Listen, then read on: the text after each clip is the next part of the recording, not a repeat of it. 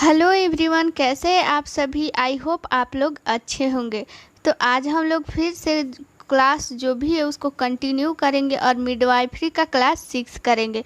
Class 5 तक upload हो गया है, आप लोग प्लेलिस्ट से जाकर देख सकते हैं या फिर डिस्क्रिप्शन में लिंक है, वहाँ से भी आप लोग जाकर देख सकते हैं। देखिए, मिडवाइफरी जो है बीटीएससी एएनएम के लिए बहुत ही इम्पॉर्टेंट जो है वो सब्जेक्ट है। तो इसलिए आप लोग इसको ध्यान से पढ़िएगा, क्योंकि सबसे ज़्यादा क्वेश्चन जो है वो मिडवाइफरी से ही पूछा जाता है। क्योंकि मिडवाइफरी एक ऐसा सब्जेक्ट है जिससे टेक्निकल और नॉन टेक्निकल दोनों क्वेश्चन दोनों में से पूछ दिया जाता है। कभी कभी इसमें साइंस का जो भी नॉन टेक्निकल में साइंस आते हैं तो वो मिडवाइफरी से ही वो क्वेश्चन ले लिया जाता है। तो इसलिए आप लोग अच्छे से पढ़िएगा। और ये जो है क्लास 6 है वो प्रीवियस ईयर क्वेश्चन है, जिससे बहुत ही इम्पोर्टेंट है होने वाला है। और ये सारा क्वेश्चन 3 से 4 बार रिपीटेड है और उससे रिलेटेड फैक्ट जितने भी है वो भी एग्ज़ाम में आए हुए हैं, तो उसको आप लोग ध्यान से पढ़िएगा। तो चलिए आप लोगों को क्लास के तरफ ले चलते हैं और क्लास स्टार्ट करते हैं। देखिए, क्लास स्टार्ट करने से पहले आप लोगों को बता दें कि ये जो है चैनल फास्ट इन्फॉर्मेशन आप लोगों को जो भी दिख रहा है ये चंदन सर का चैनल है, यानी फास्ट इन्फॉर्मेशन का। यहाँ पे आप लोगों का जो है वो सफलता का बैच स्टार्ट हो गया है। और जो है ये यहाँ पे नंबर जो दिख रहा है वहाँ पे आप लोग इस नंबर पे आप लोग कॉल कर सकते हैं। पीडीएफ लेना हो या फिर क्लास लेना है तो इस नंबर पे आप लोग कॉल कीजिए या फिर व्हाट्सअप कीजिए, आप लोगों को तुरंत ही रिप्लाई मिलेगा। और वहाँ पे आप लोग जो भी बीटीएससी एएनएम का आप लोग तैयारी कर सकते हैं। आने वाली जितने भी वैकेंसी है सबके लिए बहुत ही बेनिफिट होने वाला है। और ये जो भी बैच आप लोग लीजिएगा पूरे 1 साल के लिए रहने वाला है। और पीडीएफ भी मिलता है, इसी नंबर पे आप लोग कॉल कर लीजिएगा। और पीडीएफ जो मिलेगा वो तो आप लोगों के पास हमेशा के लिए रहेगा। तो आप लोग इस बैच को ज़रूर से परचेज कीजिए, क्योंकि इसमें रहने वाला है एएनएम का जितना भी यानी 6 सब्जेक्ट है, 6 सब्जेक्ट रहने वाला है। प्लस में मैथ रहने वाला है, जीके आ गया, जीके में यहाँ पे साइंस और जनरल नॉलेज इसमें दोनों आ जाता है, या फिर और इसमें रीजनिंग भी पढ़ाया जाएगा। मैथ रीजनिंग यानी जितना भी इसमें का सिलेबस है बीटीएससी एएनएम का या फिर किसी भी एएनएम का, किसी भी स्टेट का हो या फिर बिहार का ही नहीं, सारे स्टेट का इसमें आप लोग ले सकते हैं। इससे तो अभी इस नंबर पे आप लोग कॉल कर लीजिए और फिर बैच को ले लीजिए। तो चलिए क्लास को स्टार्ट करते हैं। तो देखिए, क्वेश्चन नंबर फर्स्ट क्या कहता है। क्वेश्चन नंबर फर्स्ट ये कहता है कि सीपीआर का उपयोग प्रायः किस बीमारी के दौरान किया जाता है। तो आप लोगों ये जो है आप लोगों को पूरा 4 ऑप्शन दिख रहा है, इस चारों ऑप्शन में बताइए कि क्या होगा। श्वास अवरोध, न्यूमोनिया, पीलिया और डायरिया। तो यानी कहने का मतलब ये है कि सीपीआर जो है, सीपीआर एक मेथड है, इसका उपयोग किस बीमारी के दौरान किया जाता है। तो इसका राइट आंसर आप लोगों का क्या हो गया, श्वास अवरोध। यानी कि किसी को भी जब वो सांस नहीं ले पाता है, सांस लेने में तकलीफ है, तो वो सीपीआर उसको दिया जाता है। तो चलिए आप लोगों को सीपीआर के बारे में डिटेल में बताते हैं कि आखिर सीपीआर क्या है। तो देखिए, सबसे पहले तो इसका फुल फॉर्म बहुत ही इम्पॉर्टेंट है। इसका फुल फॉर्म भी एग्जाम में कई बार पूछा गया है और ये क्वेश्चन तो बहुत ही इम्पॉर्टेंट है ही, 2 से 3 बार ये क्वेश्चन पूछा गया है। और सीपीआर भी क्वेश्चन इसका फुल फॉर्म पूछा गया है। तो इसका देखिए आप लोगों को लिख देते हैं, क्या होगा, कार्डियोपुल्मोनरी। देखिए, DIPULMONARY, कार्डियोपुल्मोनरी रिससिटेशन। देखिए, RESUSCITATION, कार्डियोपुल्मोनरी रिससिटेशन, इसका क्या हो गया, फुल फॉर्म हो गया। तो ये चीज़ आप लोग याद रखिएगा। देखिए, आखिर सीपीआर क्यों दिया जाता है। देखिए, सीपीआर के बारे में आप लोग जानती हो। देखिए, जब किसी भी व्यक्ति को अचानक से सांस लेने में तकलीफ हो रही है, वो बेहोश हो गया हो, वो सांस नहीं ले पा रहा हो, या फिर हार्ट अटैक आ रहा हो, तो उस समय उसको सीपीआर, देखिए आप लोगों को फिगर के माध्यम से दिखाते हैं। तो देखिए ये रहा आप लोगों के सामने फिगर, जो कि इसमें एडल्ट का भी दिया हुआ है और फिर चाइल्ड का और इन्फेंट का भी। तो देखिए अगर सबसे पहले एडल्ट का बात करते हैं तो एडल्ट को जो है दोनों हाथों से जो सीपीआर दिया जाता है और चाइल्ड को सिर्फ और सिर्फ एक हाथ से और इन्फेंट को 2 फिंगर से दिया जाता है सीपीआर। और फिर एडल्ट को 2 इंच नीचे जो है दोनों हाथों को पहले ज्वाइंट कर लेते हैं और फिर दोनों चेस्ट के जो है बीचों बीच यहाँ पे रख कर उसके बाद से 2 इंच नीचे दबाना है। और कितना दबाना है, 1 मिनट में कम से कम 100 से 120 बार दबाना रहता है। ठीक है, 1 मिनट में 100 से 120 बार और 30 बार कंप्रेस करेंगे, यानी 30 बार जब दबाएंगे तो 2 बार जो है मुंह से सांस देंगे, यानी माउथ टू माउथ एयर देंगे। कृत्रिम, इसको हवा भी बोलते हैं कि कृत्रिम सांस भी बोलते हैं इसको, कि कृत्रिम सांस दिया जाएगा। 30 बार कंप्रेस करेंगे यानी 30 बार दबाएंगे तो 2 बार जो है कृत्रिम सांस देंगे उसको मुंह से मुंह तक। और फिर अगर हम चाइल्ड की बात करें तो चाइल्ड को भी एक हाथ से दिया जाता है, चाइल्ड को एक हाथ से और 2 इंच इसको भी नीचे दबाना रहता है। और इन्फेंट को 2 फिंगर से और मात्र 1.5 इंच ही दबाना रहता है। तो इस तरह आप लोगों को फिगर में समझ में आ गया होगा। तो चलिए बढ़ते हैं नेक्स्ट क्वेश्चन। देखिए तीसरा नंबर क्वेश्चन क्या कहता है, एक गर्भवती महिला में सर्वाधिक परिवर्तन शरीर के किस भाग में होते हैं। तो इसका ऑप्शन आप लोग देख लीजिए, ऑप्शन 4 ठो दिया हुआ है। आप लोग इस ऑप्शन को देखिए, योनि, गर्भाशय, सिर और शरीर के सभी भागों में समान परिवर्तन होते हैं। तो देखिए ये तो ऐसे ही सरासर गलत है कि जब भी कोई लेडी प्रेग्नेंट होती है तो उसके शरीर में सभी अंग में तो परिवर्तन नहीं होते हैं बराबर मात्रा में। और ये बच्चा देखिए 3 ऑप्शन, तो सिर में कोई भी परिवर्तन नहीं होता है, ये भी एक कट गया और बचा 2 ऑप्शन, योनि और गर्भाशय। इन्हीं 2 में सबको कन्फ्यूजन होगा। तो इसका राइट आंसर क्या होने वाला है, गर्भाशय यानी कि यूट्रस। यूट्रस में ही सबसे ज़्यादा जो है वो परिवर्तन होता है। देखिए एक सामान्य जब कोई फीमेल रहती है तो उसकी यूट्रस की लंबाई कितनी होती है, 7.5 से 8 सेंटीमीटर होती है। और इसका वेट कितना होता है, वेट होता है 50 से 80 ग्राम तक उसका वेट होता है। लेकिन वो जब प्रेग्नेंट होती है तो इस यूट्रस की लंबाई जो है वो बढ़ जाती है। और फिर बात करते हैं कि यूट्रस के जो है कितने भाग होते हैं। तो देखिए यूट्रस का जो है मुख्यतः 3 पार्ट ही होते हैं। और ये 3 पार्ट कौन कौन से हैं, तो देखिए यहाँ पे आप लोग देख सकते हैं, यहाँ पे एक इतना दूर तक ये क्या हो गया, कार्पस। इसको जो है बॉडी भी कहते हैं, इसका 2 नाम होता है, बॉडी या फिर कार्पस। और इतना जो एरिया है वो है एस्थमस और ये है सर्विक्स। इसका लास्ट वाला भाग जो है ये सर्विक्स हो गया। तो सर्विक्स को क्या लिखता है और हिंदी में, सर्विक्स को जो है, सर्विक्स को हिंदी में योनि भी लिखता है। ठीक है, सॉरी ग्रीवा, सर्विक्स को ग्रीवा लिखता है। ठीक है, ये आप लोग याद रखिएगा क्योंकि इसका जो है सर्विक्स का कभी कभी ग्रीवा नाम भी दे देता है। तो ये चीज़ आप लोगों को नहीं भूलना है। देखिए ये जो यूट्रस है, यूट्रस का ये चीज़ आप लोग यहाँ पे देखिए कि ये क्या हो गया, यहाँ पे फैलोपियन ट्यूब हो गया। और यहाँ पे ये इतना दूर का एरिया पूरा क्या हो गया, कार्पस। और फैलोपियन ट्यूब यहाँ से निकला हुआ है। यानी कि कहने का मतलब ये भी क्वेश्चन इम्पॉर्टेंट है कि पूछता है कि ये जो फैलोपियन ट्यूब है वो किससे जुड़ा रहता है।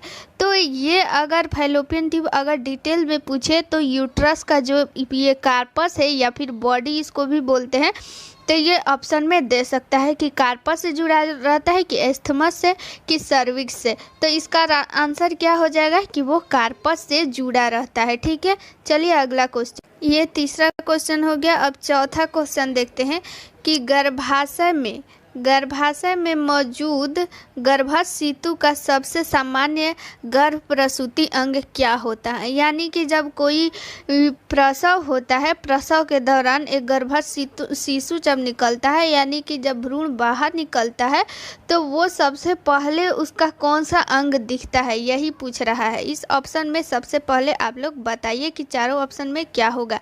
ब्रीज, वर्टेक्स, चेहरा, पीठ, कौन सा भाग दिखता है। तो यहाँ पे आप लोग देखिए कि यहाँ पे कितना प्रकार का प्रेजेंटेशन है। यहाँ पे वर्टेक्स दिखाया गया है, यानी वर्टेक्स में क्या दिखता है।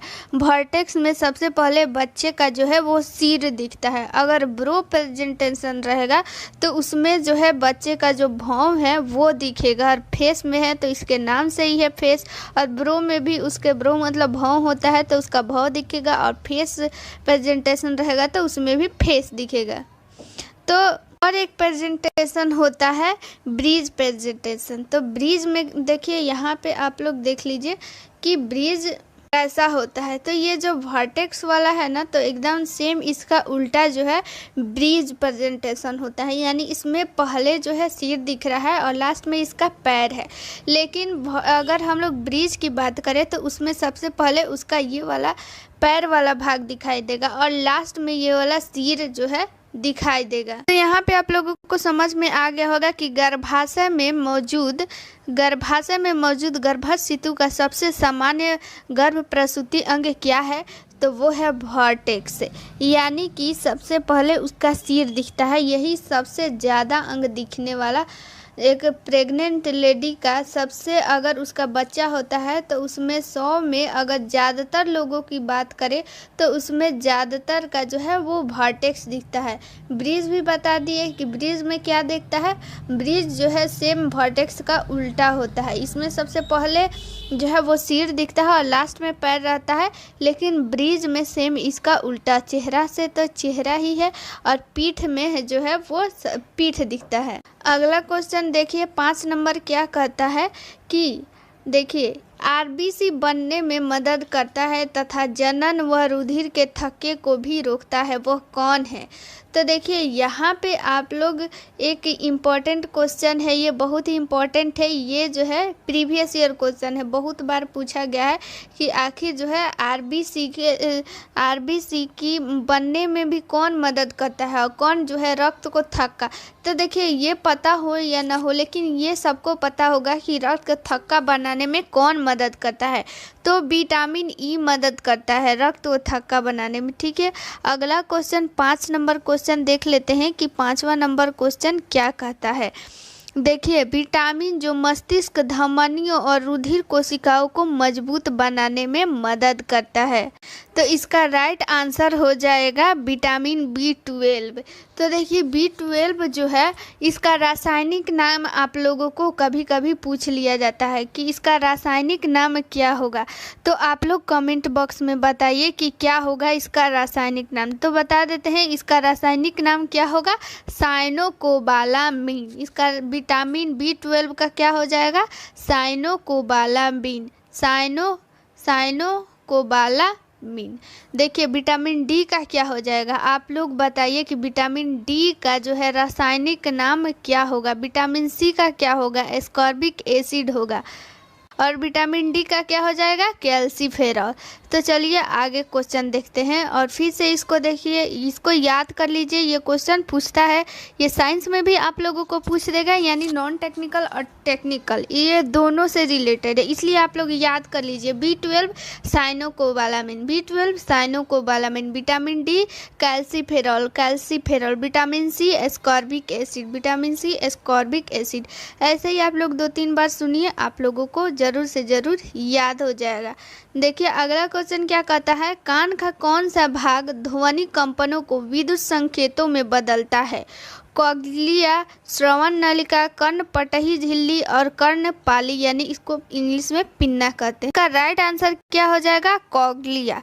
तो तो चलिए कान के बारे में आप लोगों को डिटेल में बताते हैं कि आखिर कान के कितने पार्ट होते हैं। तो देखिए ये रहा मानव कान, जो कि मानव कान के कितने भाग होते हैं। मानव कान के टोटल 3 भाग होते हैं, आउटर ईयर और फिर मिडिल ईयर और फिर इनर ईयर। जो इतना दिख रहा है ये ब्राउन कलर वाला, ये जो है वो आउटर ईयर हो गया, और ये जो है पर्पल कलर का दिख रहा है ये है इतना मिडिल ईयर, और ये इनर ईयर। और इसी इनर ईयर में जो है वो क्या होता है, कॉक्सिलिया होता है। इनर ईयर में ही कॉक्सिलिया होता है जो कि सुनने में मदद करता है।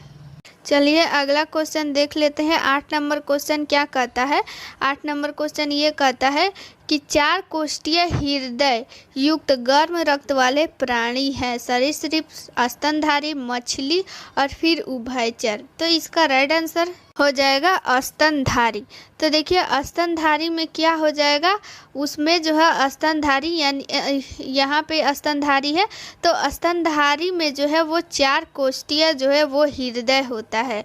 और फिर स्तनधारी यानी स्तनधारी में कौन आ जाएंगे, मानव भी स्तनधारी में आ जाएंगे, और मानव का भी हृदय जो है वो 4 कोष्ठीय ही होता है। देखिए कोष्ठ कहने का मतलब क्या, चैम्बर, यानी इसका नाम कभी कभी चैम्बर भी लिख देगा या फिर कभी कभी कक्ष भी लिख देगा।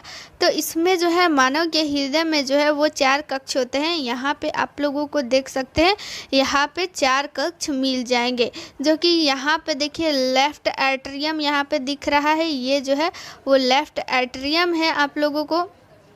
और इधर जो है राइट एट्रियम, यानी कि एक आलिंद जो है वो ऊपर होता है, हिंदी में इसको जो है आलिंद बोलते हैं एट्रियम को। और फिर जो है नीचे रहेगा नीलय, नीचे हो जाएगा नीलय। इतना ये जो है पूरा आलिंद हो जाएगा और इधर नीचे पूरा नीलय हो जाएगा। और ये जो है लेफ्ट यानी कि बायां आलिंद, और इधर हो जाएगा दायां आलिंद, और इधर हो जाएगा बायां जो है वो नीलय, और इधर दायां नीलय।